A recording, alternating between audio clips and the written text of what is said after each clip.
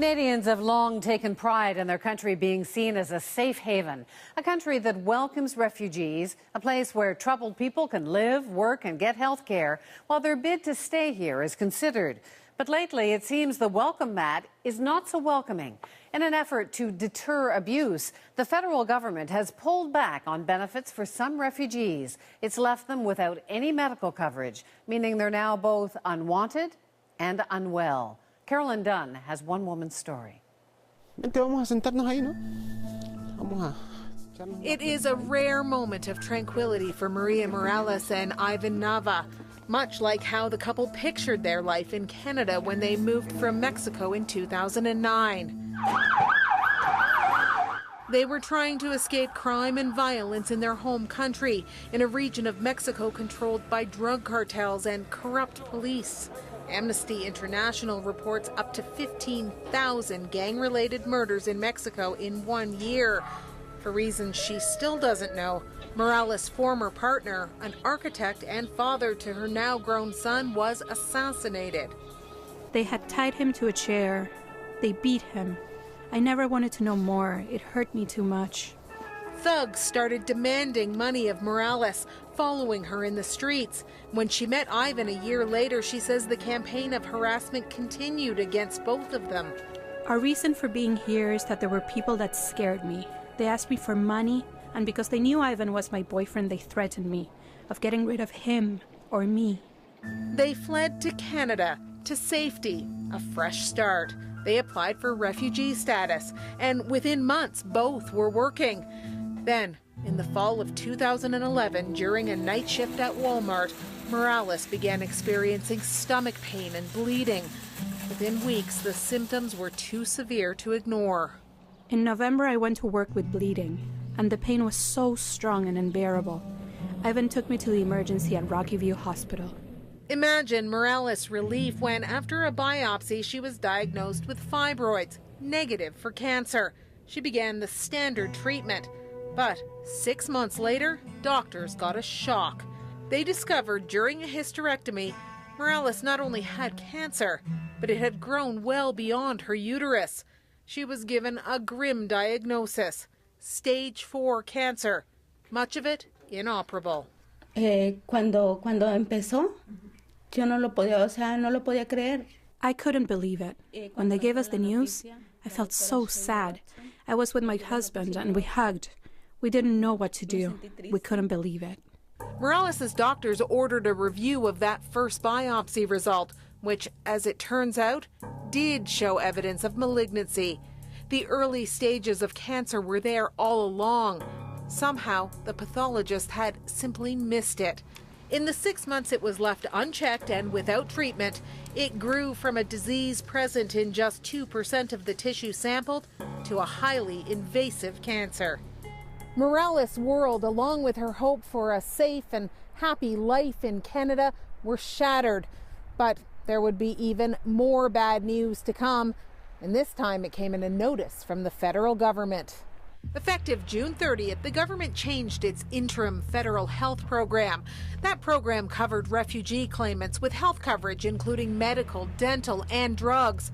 The new policy cut off rejected refugees, those who had exhausted their appeals, from anything other than emergency life-threatening care or care for illnesses that pose a public health risk like tuberculosis. Unbeknownst to Morales and Nava at that time, they were considered failed refugees. Their claim was deemed abandoned because when they moved house, they changed their address with Citizenship and Immigration, but not with the Refugee Board. We will never know if their claim would have passed, but the federal government is no longer providing most health care to them, including Morales chemotherapy.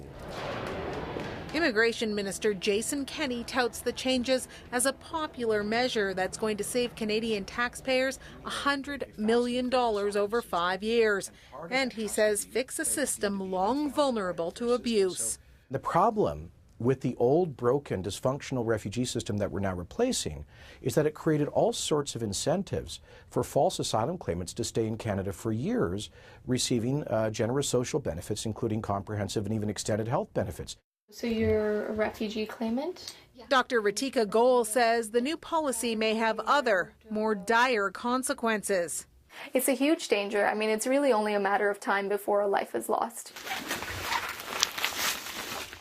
Goel volunteers at a free medical clinic in Scarborough, Ontario that caters to refugees and new Canadians.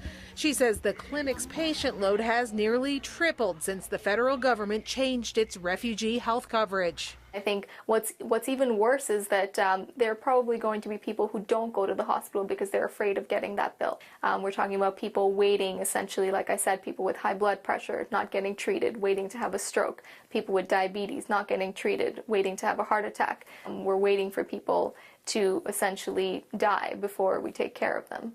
The meanest, most vicious, and most discriminatory government policy against refugees since the Second World War. Protests of the new policy started even before it took effect, and now a group of doctors and lawyers have launched a legal challenge, claiming the policy violates the Canadian Charter of Rights and obligations under international law. Once people have been deemed by our generous legal system not to be refugees, they should leave Canada.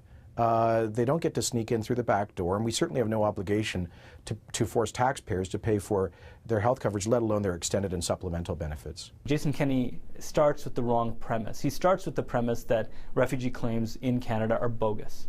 Raj Sharma is Morales and Nava's immigration lawyer. He points out they were and still are taxpayers. These days, Morales is too sick to work. Nava struggles to take care of her between shifts as a drywaller. If it's not legally correct, it's morally incorrect. I think we have a moral obligation to provide health care to those individuals that require it, and I think we have a moral obligation to extend health care and health care coverage to those individuals that, by virtue of working and paying taxes, are paying into the system. Maria Morales is receiving her life-prolonging chemotherapy treatments from Alberta Health Services, but only, says lawyer Jeff Poole, because she was misdiagnosed. The doctors are being asked by Alberta Health Services to provide Maria with care and not be paid. And so it's an ongoing question for Maria and her husband Ivan as to whether or not they will get a huge bill at some later date. The irony that Morales would not be getting any treatment at all if not for an alleged medical mistake is not lost on anyone, least of all her. Y me están ayudando. O sea, me están dando el tratamiento. They're giving me the treatment. At least with the treatment, they're helping me, but only because what I believe is negligence that happened at the hospital. La negligencia. Morales is suing Alberta Health Services and the pathologist for missing her cancer when it was in its early stages. Because the case is before the courts, AHS has declined our request for an interview, except to confirm it will continue to provide chemotherapy for Morales. She and Nava have applied for permanent residency in Canada, no longer based on the fear they say they still have of returning to Mexico, but rather on humanitarian grounds because of her aggressive cancer. Morales is trying to make peace with the circle of life, with her God, and she's holding out hope her grown son will be granted a visa to visit. Hay veces me dan ganas, o sea, con esta enfermedad no puedes saber.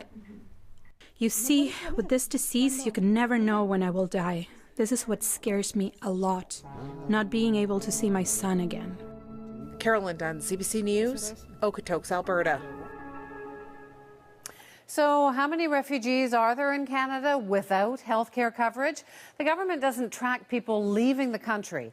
But according to Citizenship and Immigration Canada, there were about 53,000 failed refugee claimants in Canada in 2010.